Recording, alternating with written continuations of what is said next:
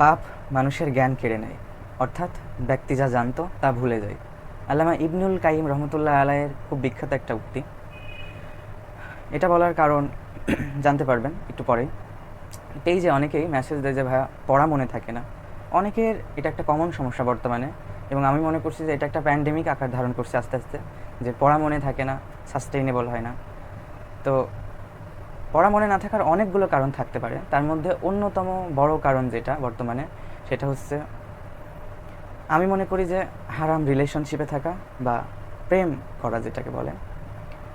তো হারাম রিলেশনশিপে থাকলে কিভাবে আমাদের স্মৃতিশক্তি দুর্বল হয়ে যায় সেটা আমি দুইটা দিক দিয়ে ব্যাখ্যা করব এখন খুব অল্প পরিসরে। একটা হচ্ছে ধর্মীয় দিক এবং আরেকটা হচ্ছে সায়েন্টিফিক্যালি। তো দেখেন, প্রেম বা হারাম রিলেশনশিপ এটা কিন্তু অনেক বড় একটা অপরাধ। কারণ প্রেমে যখন আমরা বা হারাম রিলেশনশিপে যখন লিপ্ত থাকি, তখন এটা কিন্তু আমাদের অজান্তে অনেক ধরনের জিনা হয়ে যায়। জিনা মানে আমরা শুধু ফিজিক্যালি ইন্টিমেট হওয়াকে বোঝাই না, নট নেসেসারি যে ফিজিক্যালি ইন্টিমেট হইতে হবে। অনেক ধরনের জিনা হয়, যেমন চোখের জিনা, হাতের জিনা, পায়ের জিনা, অন্তরের জিনা। অর্থাৎ আমরা যদি কোনো কিছু খারাপ কোনো কিছু চিন্তা করি তাহলে সেটাও কিন্তু জিনায় লিপ্ত হয়, অন্তরের জিনা সেটা। তো এইভাবে আমরা যখন প্রেমে পড়ি বা প্রেমের মধ্যে লিপ্ত থাকি, হারাম রিলেশনশিপে থাকি, তখন অনেক ধরনের জিনা আমাদের দ্বারা হয়ে যায়। তো ইসলামিক স্কলাররা বলেন যে যখন কেউ এই জিনা ব্যভিচার বা পাপ কাজে লিপ্ত থাকে, তখন তার রিজিক সংকুচিত করে দেওয়া হয়। আল্লাহ পবিত্র কোরআনে এই সম্পর্কে বলেন যে রিজিক সম্পর্কে আর কি, যে তুমি বলো আমি যাকে ইচ্ছা তার রিজিক সংকুচিত করে দিই এবং যাকে ইচ্ছা তার রিজিক সম্প্রসারিত করে দিই, কিন্তু তাদের অধিকাংশই তা জানে না। এখন আসেন রিজিক বিষয়টা কি, এটা নিয়ে আমরা একটু আলোচনা করি। রিজিক মানে কিন্তু টাকা পয়সা না, টাকা পয়সা বা খাবার এগুলো কিন্তু রিজিক না। রিজিকের সর্বনিম্ন স্তর হচ্ছে টাকা পয়সা বা অর্থ সম্পদ, মানে আল্লাহর কাছে যেটার কোনো ভ্যালিউ নাই, এটা হচ্ছে সর্বনিম্ন স্তর। আর রিজিকের সর্বোচ্চ স্তরের ভিতরে আছে হচ্ছে আপনার শারীরিক এবং মানসিক সুস্থতা। অর্থাৎ কেউ যদি ফিজিক্যালি ফিট এবং মেন্টাল পিসের মধ্যে থাকে, তাহলে বুঝতে হবে সে আল্লাহ তাকে রিজিকের সর্বোচ্চ স্তর দান করেছে। দেখেন, রিজিকের যেহেতু সর্বনিম্ন স্তর টাকা পয়সা, তাহলে আল্লাহ যেহেতু বলছেন যে আমি তার রিজিক সংকুচিত করে দিই, তার মানে টাকা পয়সা তো আল্লাহ সংকুচিত করে দিবেন না। এটা যেহেতু রিজিকের সর্বনিম্ন স্তর, আল্লাহর কাছে এটার কোনো ভ্যালিউ নাই। তাহলে আল্লাহ বলছেন, ইসলামিক স্কলাররা বলছেন যে যখন কেউ পাপাচারে লিপ্ত থাকে, পাপ কাজ করে, তখন তার রিজিক কমে যায়, রিজিক কমাই দেওয়া হয়। তাহলে এটা কোন রিজিকের কথা বলা হচ্ছে? আসলে জ্ঞান এই যে জিনিসটা, এটা অন্যতম একটা উঁচু স্তরের রিজিক। আমরা যে জ্ঞানটা অর্জন করি, এটা আল্লাহর ইচ্ছা ছাড়া এই জ্ঞানটাকে অর্জন করতে পারে না।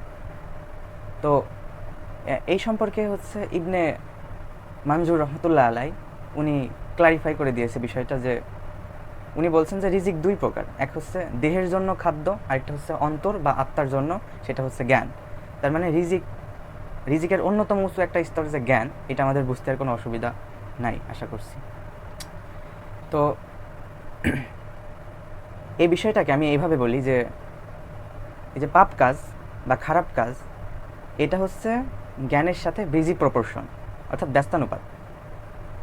পাপ কাজের সাথে বা খারাপ কাজের সাথে আপনার যে জ্ঞান, এটা হচ্ছে ব্যস্তানুপাতিক সম্পর্কে আগায়। অর্থাৎ আপনি পাপ কাজ যত বেশি বাড়াবেন, তত আপনার জ্ঞানটা কমতে থাকবে। আবার আপনি উল্টাভাবে চিন্তা করেন, মনে করেন যে আপনি আপনার জ্ঞানের পরিধি বাড়াচ্ছেন, এনরিচ করছে আপনার নলেজ, তাহলে আপনার পাপ কাজগুলো বা খারাপ কাজগুলো অটোমেটিক্যালি কমতে থাকবে, কারণ আপনি আলটিমেটলি খারাপ কাজ করার জন্য সময় পাবেন না। এবার আসেন সায়েন্টিফিক্যালি প্রুভ করা যাক। এই সম্পর্কে শত শত সেন্টেন্স বলা যায়, উদ্ধৃতি দেওয়া যায়, কিন্তু আমি খুব অল্প পরিসরে বলছি। লন্ডন ইউনিভার্সিটি অফ কলেজের একদল নিউরোলজিস্ট গবেষণা করে দেখেছে যে কোনো মানুষ যখন প্রেমে পড়ে, তখন তার মস্তিষ্কের সামনের অংশ, যেটাকে বলে ফ্রন্টাল কর্টেক্স, সেটা কাজ করা বন্ধ করে দেয়। এই ফ্রন্টাল কর্টেক্সের কাজ হচ্ছে কোনো কিছু বিচার বিবেচনা করা বা জাজ করা। সুতরাং খুব স্বাভাবিকভাবে একজন মানুষ বুদ্ধিভ্রষ্ট হয়ে পড়ে। আবার নিউ ইয়র্কের রাটজার্স ইউনিভার্সিটির একজন গবেষক, ওনার নাম হেলেন ফিশার, উনি দীর্ঘদিন ধরে গবেষণা করে দেখেছেন যে আমরা যখন একজন মানুষকে ভালোবাসি বা একজন মানুষের প্রেমে পড়ি, সেটা ছেলে হোক বা মেয়ে, তখন আমাদের ওই বিশেষ মানুষটাকে নিয়ে, পার্টিকুলার মানুষটাকে নিয়ে আমাদের মনে অবচেতনভাবেই খারাপ চিন্তার জন্ম হয়। এর ফলে আমাদের মস্তিষ্কের কিছু কিছু জায়গায় অনেক বৃহৎ পরিবর্তন দেখা যায়, যেমন ভেন্ট্রাল ট্যাগমেন্টাল এলাকা ও কডেট নিউক্লিয়াসে বেশ কিছু পরিবর্তন হয়। দেখা যায় যে মস্তিষ্কের অন্যান্য অংশের তুলনায় এই অঞ্চলগুলো অনেক বেশি আলোক উদ্দীপ্ত থাকে এবং নিউক্লিয়াসে অনেক বেশি ডোপামিন নামক নিউরোট্রান্সমিটার থাকে।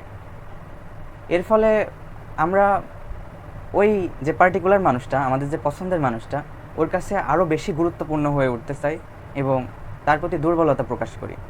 এবং সে যেই কাজটা পছন্দ করে সেই কাজটা যত ছোটোই হোক না কেন আমরা অনেক বেশি গুরুত্ব সহকারে করার চেষ্টা করি এবং বাকি সব কাজগুলো আমাদের কাছে অস্বাভাবিক লাগতে শুরু করে এবং আমরা বিরক্তি প্রকাশ করতে থাকি, যার ফলে আমরা অন্য কাজে মনোযোগ দিতে পারি না।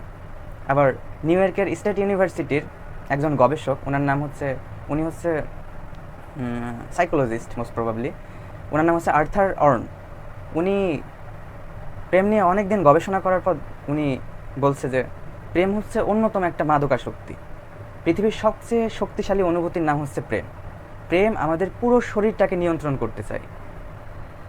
এই প্রেম করলে একজন মানুষের ব্রেনের যে অংশটা রেসপন্স করে, একজন মানুষ যখন মাদকাসক্ত হয় বা নেশাগ্রস্ত হয়, চরম আকারের যখন নেশা করে, তখন ব্রেনের যে অংশটা রেসপন্স করে প্রেম করলেও ঠিক সেই অংশটাই রেসপন্স করে। অর্থাৎ এটা কতটা ভয়ঙ্কর আমরা এখান থেকে বুঝতে পারছি। তো যারা এই হারাম রিলেশনশিপ থেকে বের হয়ে আসতে চায়, প্রেম করতে চায় না, তাদেরকে আমি একটা উপদেশই দিব শুধু, যে তারা যেন তাদের দৃষ্টিকে হেফাজত করে, তারা যেন তাদের দৃষ্টি সংযত রাখে, তাহলে ইনশাল্লাহ অনেকাংশে এটা কাটিয়ে ওঠা সম্ভব। Thanks for watching. Allah Hafiz.